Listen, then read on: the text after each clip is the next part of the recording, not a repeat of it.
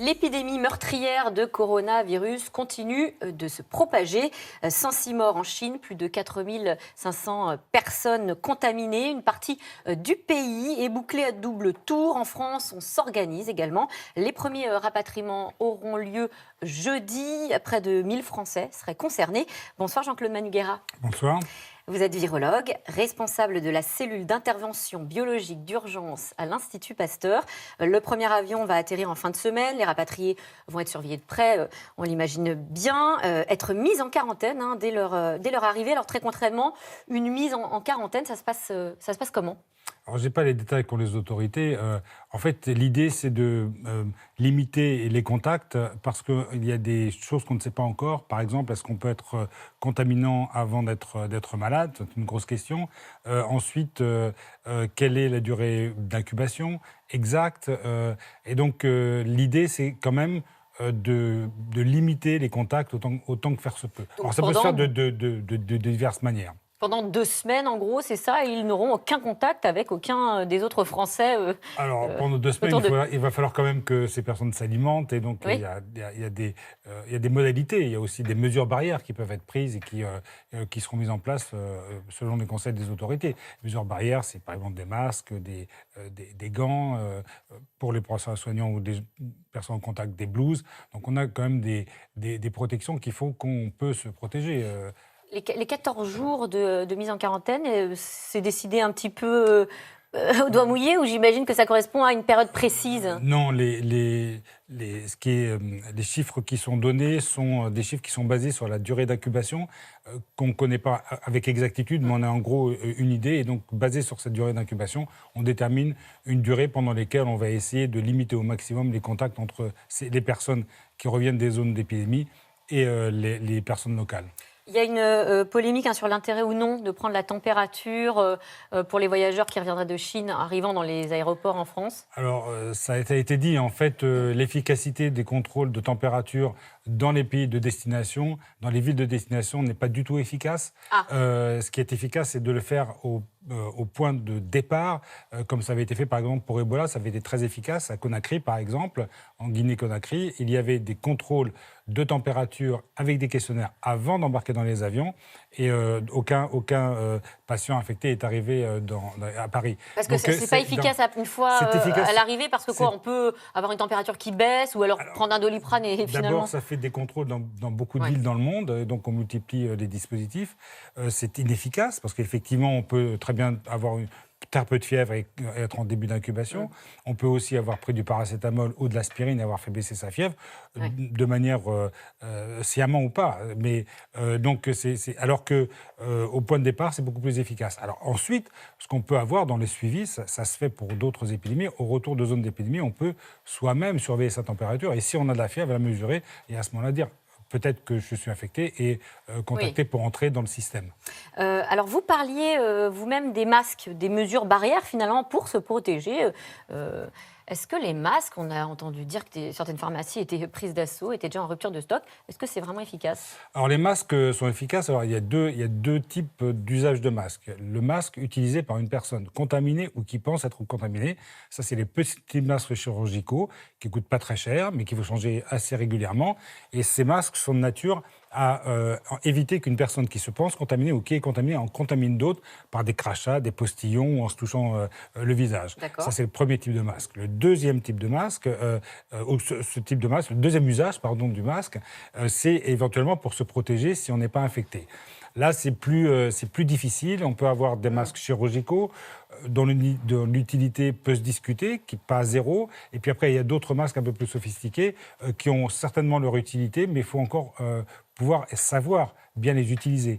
Un masque, il faut savoir le mettre, il faut savoir l'enlever sans toucher les parties contaminées si elles le sont. Et le remède peut être pire que le mal. À ce moment-là, il faut savoir comment utiliser un masque.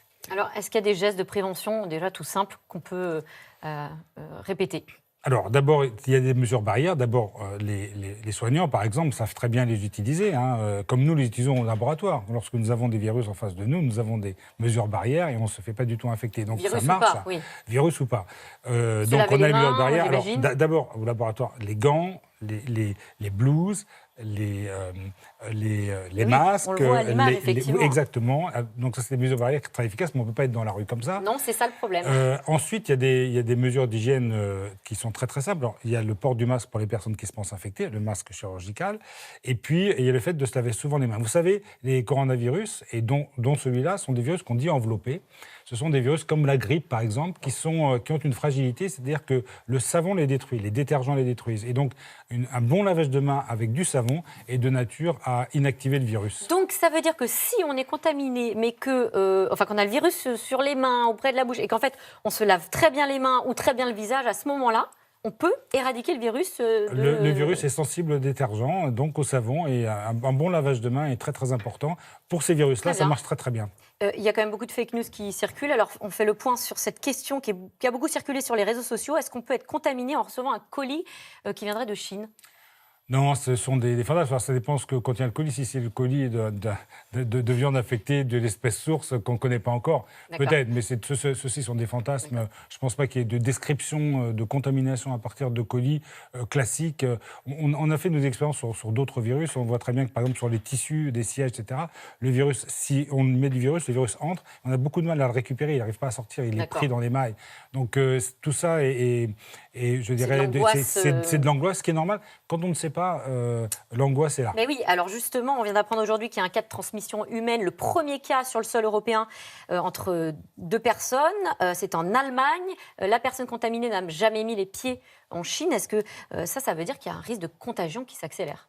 Alors, on sait aujourd'hui, contrairement à ce qu'on pensait au départ, qu'il y a une transmission interhumaine. Son intensité, on ne la connaît pas très bien, mais on a là un phénomène qui est de nature clairement épidémique. Et donc, la transmission interhumaine n'est pas du tout une surprise, surtout au début de l'arrivée d'un virus quelque part. On ne sait pas très bien. Mais ce n'est pas du tout une surprise. Et on l'a vu en Chine. Il n'y a pas de raison qu'on ne le voit pas en Europe. Pour le moment, en France, justement, il y a 3 patients touchés par le virus, à Bordeaux, à Paris, des cas suspects, à Rouen, à Toulouse. Est-ce qu'on sait comment vont les malades ? Alors, je n'ai pas de nouvelles des malades, parce que moi, je suis au laboratoire. Mais pour l'instant, il n'y a pas, à ma connaissance, de cas sévères. Il faut savoir que la plupart des cas sont des cas bénins, qui n'entraînent pas forcément d'hospitalisation ou d'effets sévères ou d'admission en réanimation. La plupart des cas sont des cas bénins, surtout lorsque les personnes sont de bonne santé. Donc, c'est pas, pour l'instant, on est à 3% de mortalité. Donc, c'est très très peu par rapport à l'ensemble des personnes qui sont infectés. Oui, et d'ailleurs, vous le rappelez, c'est beaucoup moins que l'était le virus du SRAS, par exemple, qui était beaucoup plus mortel. Tout à fait. Le SRAS, on était en fin d'épidémie, là où les chiffres sont beaucoup plus travaillés et optimistes, on était à 10%. Donc là, on est à moins du tiers. Et probablement que ce chiffre va diminuer au cours du temps, enfin on peut l'espérer. En Chine, un cordon sanitaire sans précédent dans l'histoire a été mis en place. 56 millions de personnes coupées du monde.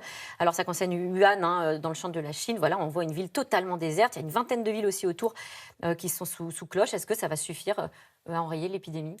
Alors, dans les infections virales, à la fois au niveau individuel comme au niveau de la population, plus on tape vite et fort et plus on a de chances de réussir.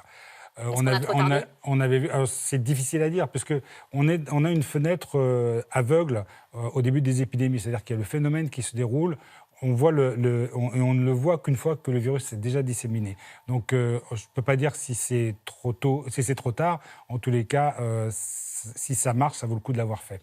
Eh bien, écoutez, merci beaucoup Jean-Claude Manugera. Je rappelle que vous êtes virologue responsable de la cellule d'intervention biologique d'urgence à l'Institut Pasteur. Tout de suite, c'est dans l'air avec Caroline Roux, une émission consacrée ce soir aux bons chiffres de l'emploi en France. C'est du jamais vu depuis plus de 10 ans. La courbe du chômage a baissé de plus de 3% en 2019. Une bonne nouvelle pour l'exécutif.